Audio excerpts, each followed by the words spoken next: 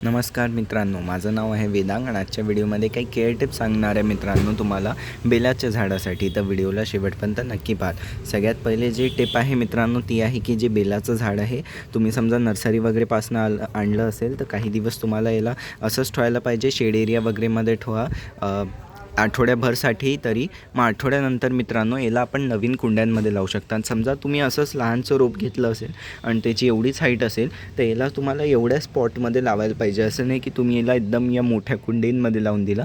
तुम्हाला असे लहान पॉट्सपासून सुरुवात करायला पाहिजे. असे जसे पाहू शकता आणि तिकडचे जे कॉर्नर्सचे आहेत तसे एकदम डायरेक्ट एवढ्या मोठ्या कुंडीमध्ये तुम्हाला या झाडाला नाही लावायचं आहे. हा झाला फर्स्ट पॉईंट. दुसरा पॉईंट आहे मित्रांनो की जसं आता श्रावण वगैरे सुरू आहे तर त्याच्यात खूप जास्त पानं तोडतो आपण.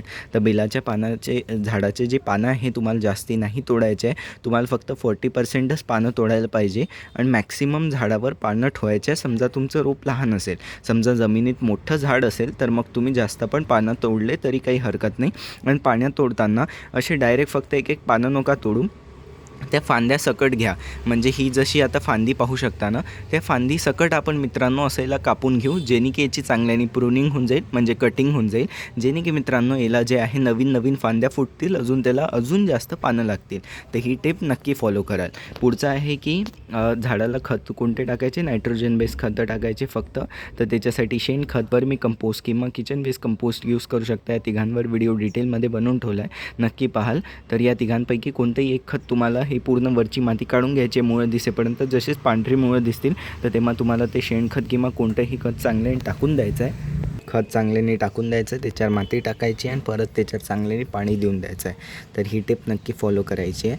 बाकी समजा पानं हिरवे वगैरे नसतील त्याच्यासाठी ॲप्सम सॉल्ट पाहू शकता. ॲप्सम सॉल्टवर व्हिडिओ बनवून ठेवला आहे, नक्की पाहाल. 1 चमचा 1 लिटरमध्ये टाकून झाडावर चांगल्याने फवारणी करून द्यायची आहे.